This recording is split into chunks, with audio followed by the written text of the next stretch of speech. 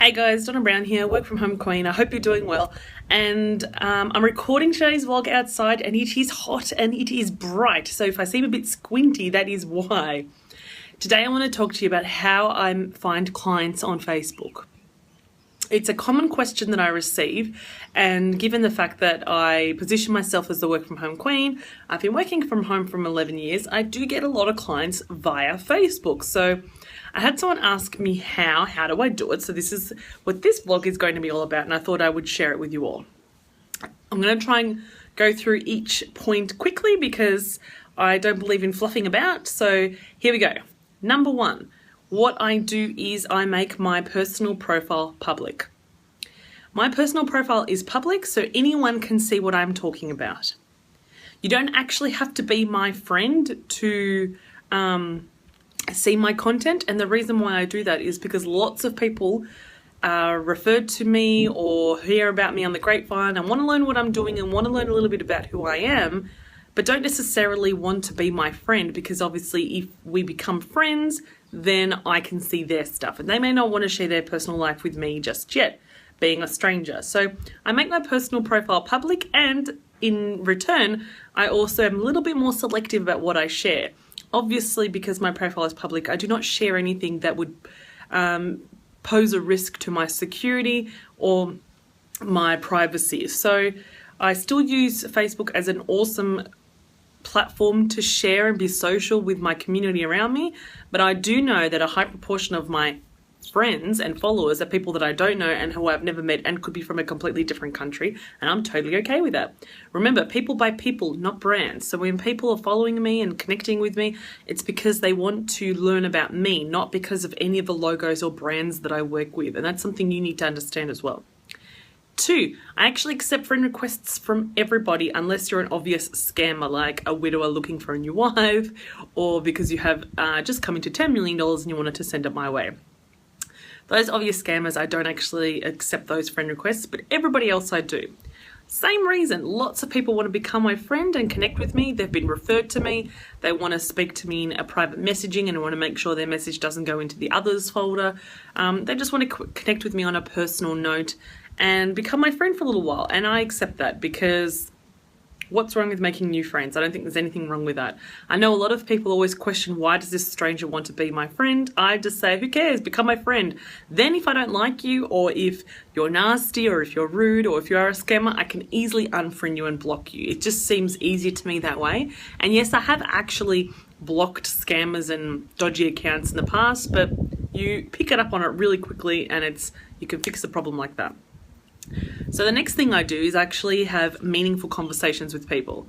I genuinely find them interesting. I want to know what they're doing in their world, what's going on, how did we meet, how do we refer to you, what makes you happy, what makes you sad. I'm constantly talking to people, both publicly, like on my newsfeed, and privately in messages, and I'm genuinely interested. I love to have these conversations, and these conversations are super important to actually building trust and getting to know people.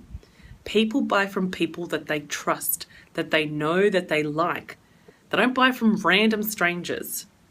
So it's important that you actually put yourself out there, because the next thing I do is actually be really authentic and raw. I share the real me.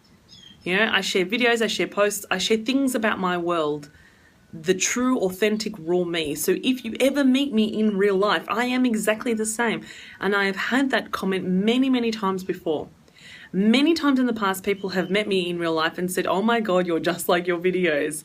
Or if they come into my house, they're like, oh my God, it's exactly the same scene as when you record your videos, because I record a lot of my videos at home. And that is awesome for building authenticity and trust and rapport and credibility, because there was no fakeness, no shiftiness, no hiding anything. It's just me. And if I resonate with you, then you will definitely respond to it. I also don't stop sharing stuff. I constantly share all the time, and I don't care whether people comment or not, because you would be surprised how many people are watching what you do, even if they don't reply to you or respond.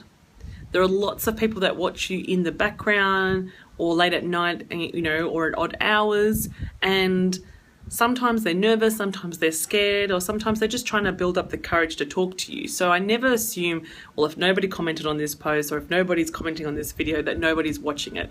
It's not the case. You never know who is watching, so keep putting really good content out there, which leads me to my next point of actually being of value.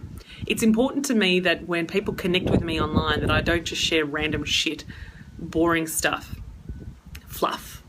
I don't mind sharing an occasional fluffy post, and I do share posts about my family and fun stuff that I do, but I also want to do thought-provoking, almost slightly controversial content so I can encourage people to have a group conversation. You know, I want to actually make you think, to make you feel, to make you take action. And that's not going to happen if I just post what I had for breakfast or if I just post a photo in my new outfit. I don't think there's anything wrong with those posts because they definitely build rapport with someone, but I think it's important you actually share value. You know, I never use Facebook as a tool just for venting because a lot of people do. If I have something I want to vent about, or if I'm having a struggle that is just pissing me off, I try and turn it into a lesson of some sort. You know, some way that I can encourage conversation so people can either help me solve the problem or I can share the solution that I found to my problem. It's always about providing value, valuable information, valuable content. People really respond to that in a really interesting way, of course. And finally, the other way, the most important way that I actually make sales on Facebook is I actually ask for the sale. And what I mean here is if you've got something for sale, if you've got an opening in your course, if you have an opening in your mentoring program, I put the call out there to see if anybody wants it.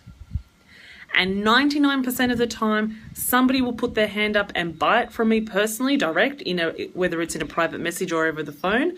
But seeing the offer on Facebook is what triggered them to take action. And the person that actually purchases from me, 99% of the time, is someone that I don't actually even really know. It's not a good close friend. It's not a close family member. It's not someone that I talk to every day. It's the person that's been lurking in the background, watching me and building up a friendship with me without me even realizing. They're just starting to realize that they like me and that they want to work with me. Now, not everybody wants to work with me and not everybody likes me, and I'm totally okay with that because the right people will actually respond to me and my message, and that's what counts. If I can help someone, then my job here is done. So that is how I find clients on Facebook. That is how I get clients on Facebook. I share valuable content. I don't hide away. I share my real self. I ask for the sale. I interact. I provide value. That's the way you do it. So if you've got any questions, please don't hesitate to ask. Comment below. Like my channel. Give this video a thumbs up if you liked what I've been talking about, and I'll see you next time.